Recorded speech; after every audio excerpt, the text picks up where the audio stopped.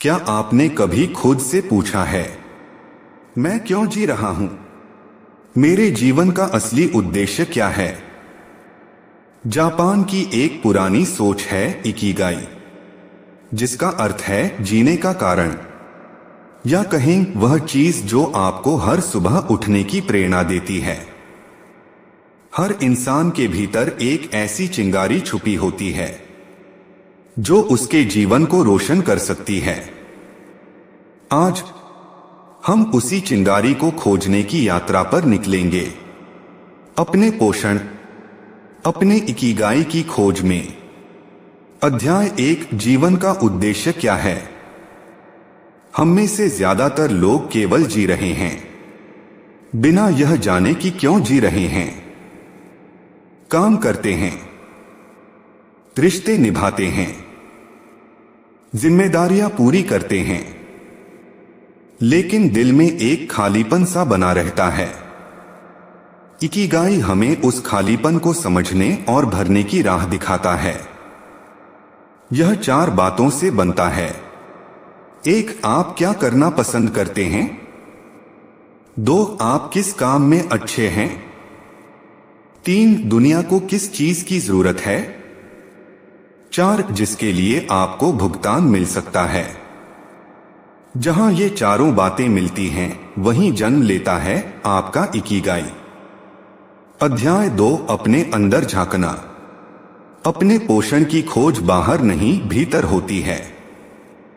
आंखें बंद कीजिए और खुद से पूछिए, क्या वो काम जो मैं हर दिन करता हूं मेरे दिल को खुशी देता है? क्या मैं वही व्यक्ति हूं जो बनने की ख्वाहिश थी? आपका इकिगाई वही हो सकता है जो आपको सुकून दे, दूसरों की सेवा करे और आपके जीवन में ऊर्जा भर दे। अध्याय 3, बाधाएं और भ्रम। इकिगाई की राह आसान नहीं होती। लोग कहेंगे, ये सब बेकार की बातें हैं। पैसा कमाओ, वही असली जिंदगी है। लेकिन याद रखिए, पैसा जीवन की जरूरत हो सकता है, पर अर्थ नहीं। बहुत से लोग सारी दुनिया जीत लेते हैं, लेकिन खुद से हार जाते हैं। आपका इकिगाई वो है जो आपको अंदर से जिंदा रखता है। अध्याय 4, पोषण की खोज।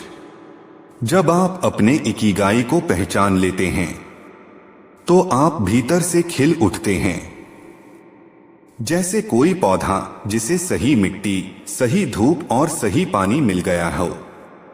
हर दिन जीना एक अनुभव बन जाता है। हर काम में एक अर्थ नजर आता है। आपके रिश्ते गहराते हैं, काम में संतोष आता है और जीवन एक उत्सव जैसा लगने लगता है। निष्कर्ष, कंक्लूजन। इकिगाई कोई जादू नहीं है। यह आपके अंदर छुपी वो सच्चाई है जिसे महसूस करने के लिए बस रुकना, देखना और समझना पड़ता है। तो आज से एक सवाल खुद से पूछिए, मेरा इकिगाई क्या है? क्या वो काम जो मैं कर रहा हूं मुझे भीतर से पोषण दे रहा है? अपने अंदर उतरिए और उस रोशनी को खोजिए जो आपको हर सुबह उठने की असली वजह देती है।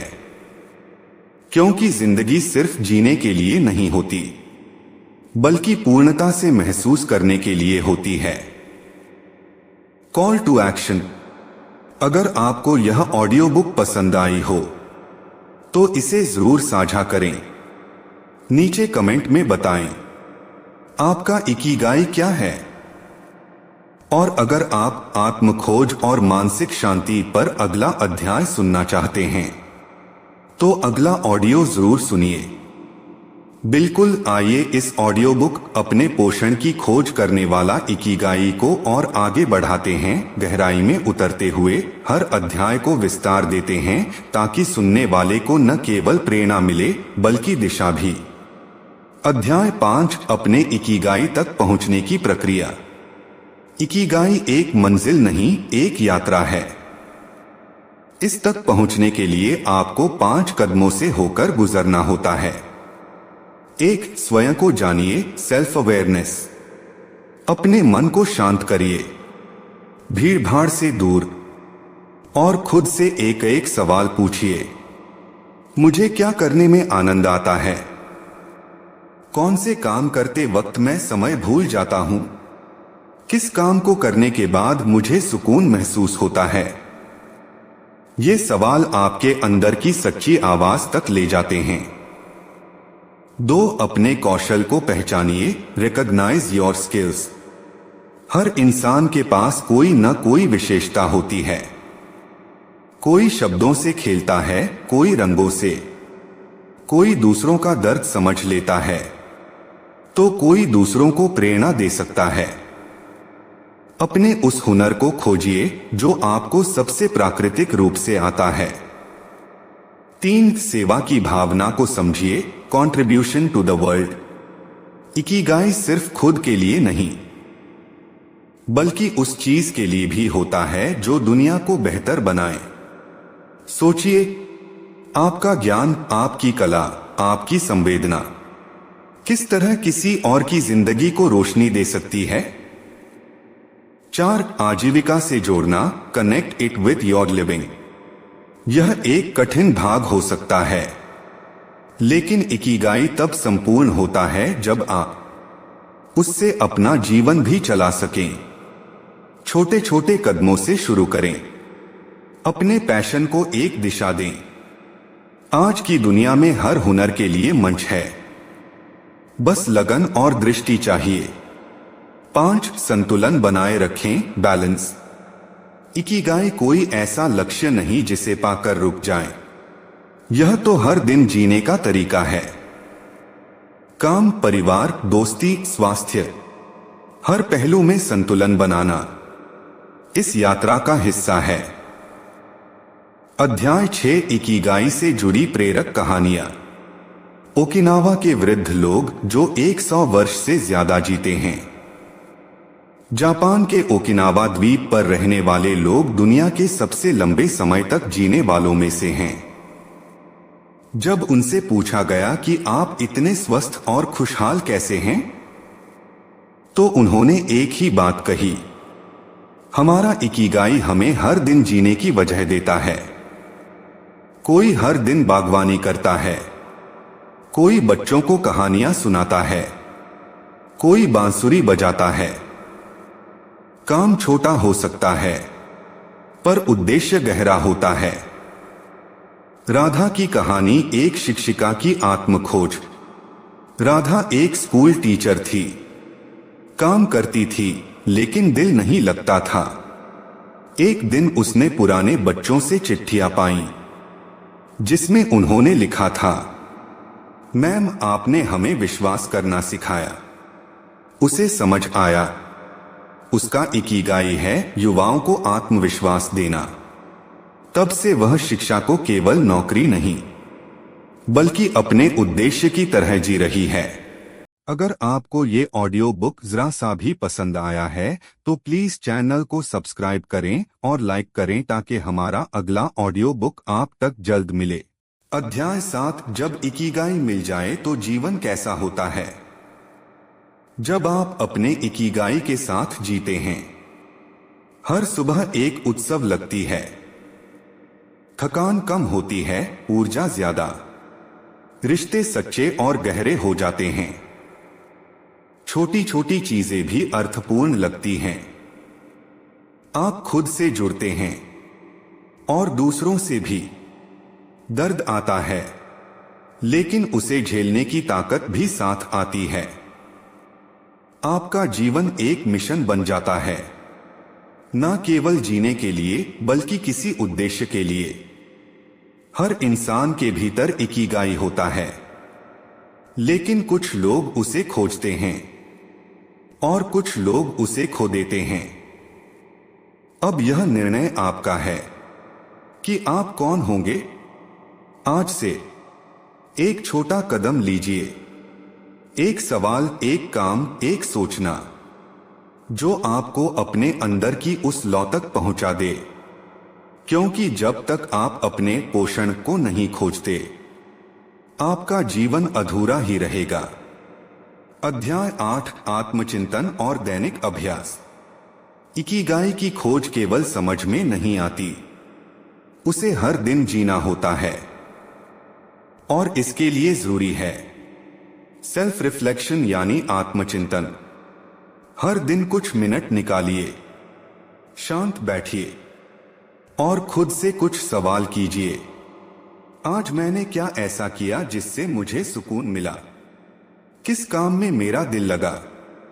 कौन सी चीज ने मुझे अंदर से परेशान किया? क्या आज मैं अपने इकिगाई के करीब गया या दूर? ये छोटे छोटे सवाल आपको हर दिन अपने सच्चे उद्देश्य की ओर ले जाते हैं। अभ्यास इकिगाई जर्नलिंग। हर सुबह या रात को एक डायरी खोलिए और सिर्फ 3 बातें लिखिए। 1. मैं किस चीज के लिए आभारी हूं? 2. आज मुझे सबसे ज्यादा खुशी किसने दी? 3. मैं कल क्या ऐसा कर सकता हूं जो मेरे उद्देश्य से मेल खाए?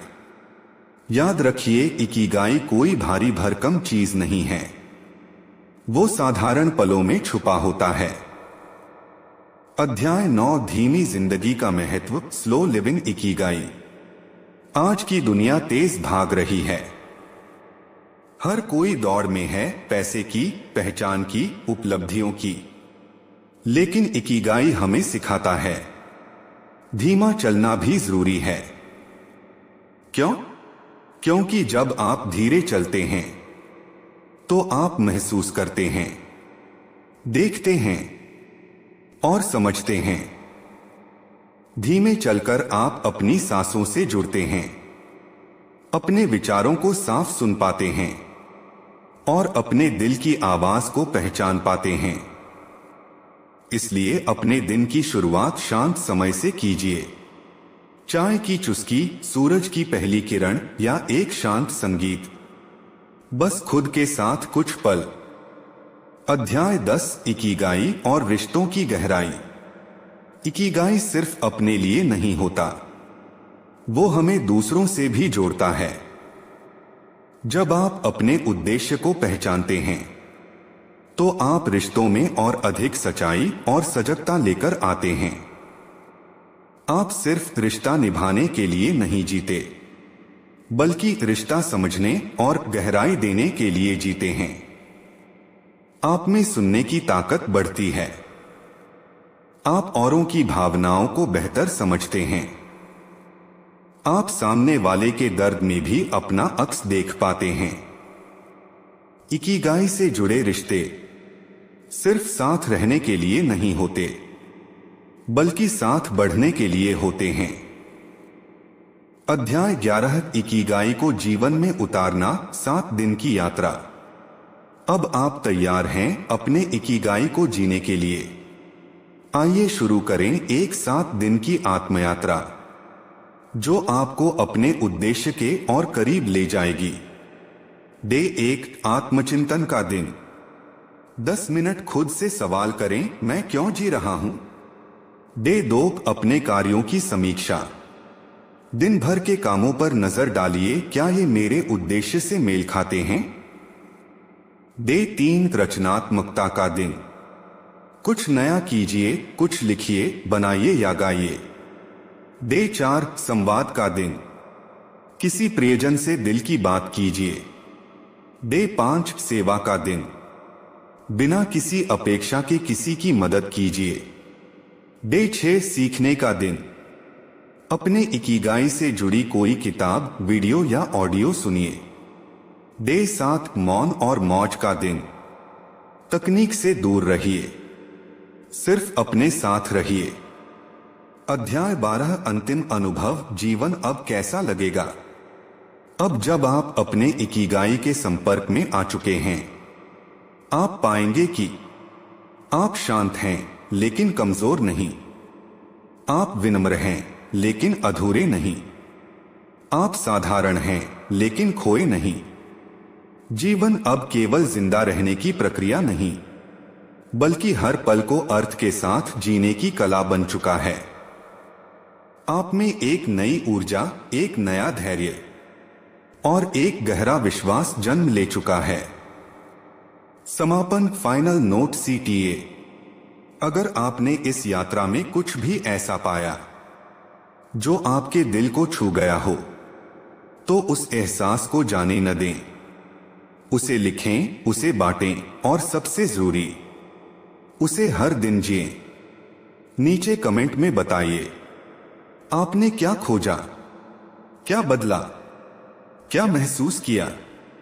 और अगर आप अगली यात्रा में हमारे साथ चलना चाहते हैं, जहां हम बात करेंगे सच्ची शांति, ध्यान और आंतरिक ऊर्जा की, तो अगला अध्याय जरूर सुनिए।